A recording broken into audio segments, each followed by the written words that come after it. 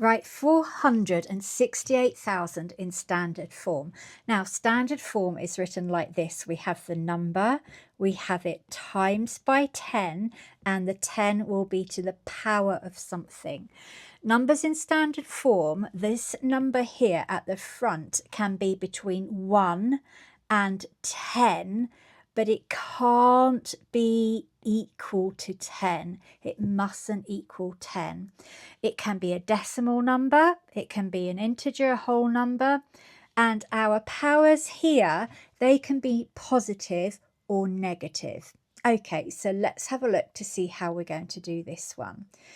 So when we're doing this, we're basically shortening the number. So what I'm going to do is I'm going to put a decimal point. I'm going to write this number out again, a bit larger, 468,000, but the number can be between 1 and 10, but not 10 itself. So I'm going to put a decimal point here and then count how many jumps I go. 1, 2, 3, 4, 5. So I then rewrite this as 4.68 times by 10 to the power of 5. Then if we converted that back out and just wrote 468, we would then have to do 1, 2, 3, 4, 5 jumps, and we put in our 0, 0, 0, and we would be back to where we started with our 468,000. Right, 32,460,000 in standard form. Okay, so I'm first of all going to write this out here, 32,460,000. And then we're going to remember that standard form is written in the form n times 10 to the power of something. And this power can be positive or negative, and our number at the front can be between 1, it can equal 1, but it has to be less than 10. It can also be a decimal number, which is what we will have here. So let's just get rid of that.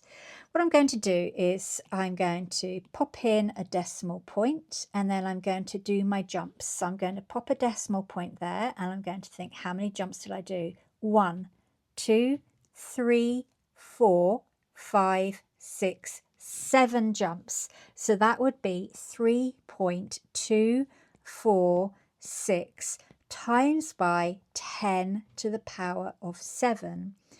Now, if I rewrite that out to check to see if I get back to this guy here, if I start off by taking out that decimal point, and then I need to do 7 jumps. So 1, 2, 3, 4, 5, 6, 7. Put in my zeros where the gaps are, and I am back to my original number, 32,460,000. So in standard form, it's written like this. Right, 0.007 in standard form. Now, standard form, as we've been saying, is written in the form n times 10 to the power of something. This power can be positive or it can be negative. And then our number at the front can be equal to 1, but less than 10. And the number can be a decimal. Okay, so 0.007 in standard form. What I'm going to do now is I'm going to move my decimal point 1, 2, 3. That would, well, my jumps didn't go very well there. Let's just redo that. 1, 2, 3. So that would be 7 times by 10, but this time it's to the minus 3 because we've gone into a decimal number.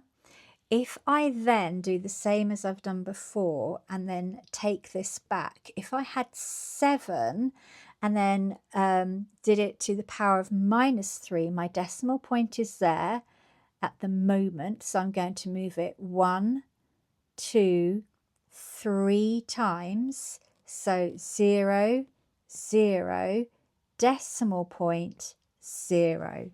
Right, 0.00562 in standard form. Now, our standard form will be the number times by 10, either to a positive or a negative power. And the number here has to be between 1, can equal 1, but no more than 10. Can't be 10, sorry, can't be equal to 10. So the number can be 1 or more than 1, but less than 10. Okay, now we're going to do this as, we're going to count our jumps. So if I just rub this out so I've got more room, I'm going to count our jumps. So I'm going to go 1, 2, 3 jumps. Oh, it's done the same as before. 1, 2, 3 jumps, so that would be 5.62 times 10 to the minus 3. If I expand that back out and I put my 562 in, my decimal point was there. I'm going to move it once, twice, 3 times, so it ends up there. And I put in my 0, my 0, and my 0, and I'm back to that original number, 0.0562. So our answer was 5.62 times by 10 to the minus 3. Right, 438,000 in standard form. So I've written it out here. I'm going to put my decimal point in here and count my jumps. So that would be 1, 2, 3, 4, 5.